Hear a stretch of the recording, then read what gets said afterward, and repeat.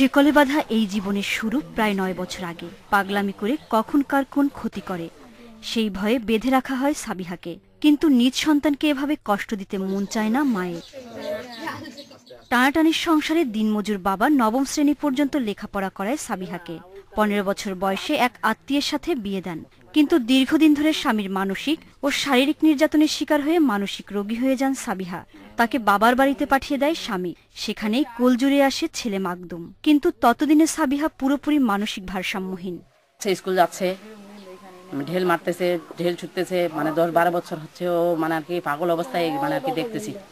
এখন পাগল মেয়ের চিকিৎসা ও নাতির খরচ চালাতে ৬৯ বছর বয়সেও বাড়ি বাড়ি কাজ করতে হয় আলেয়া বেগমকে। মেয়েটাকে বাঁধে রাখছি সারাদিন, না হলে কারো বাচ্চাকে ধরে আচ্ছা দিবে, না কাগজ ফেঁকে দিবে, কারো বেড়া ভাঙবে, কারো ভাত উঠা খাবে। আলেয়া বেগমের এমন দুর্দিনে এলাকার কেউ কেউ সাহায্যের হাত বাড়ালেও প্রয়োজনের তুলনায় তা খুবই কম। চিকিৎসা প্রয়োজন, এজন্য কেউ যদি এগিয়ে আসে তাহলে আমার এলাকার পক্ষ থেকে উপকৃত হইব আর কি চিকিৎসার জন্য।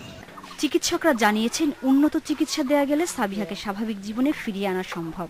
যদি আর্থিক কিছু খরচ করা যায়, তার চিকিৎসা ঠিকমতো করা যায় এবং তার স্বাস্থ্যের পরিচর্যা ঠিকমতো নেওয়া যায়, খাওয়া দাওয়া ঠিকমতো দেওয়া যায়, তাকে ভালো করা সম্ভব।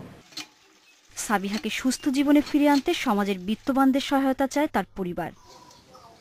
Independent news.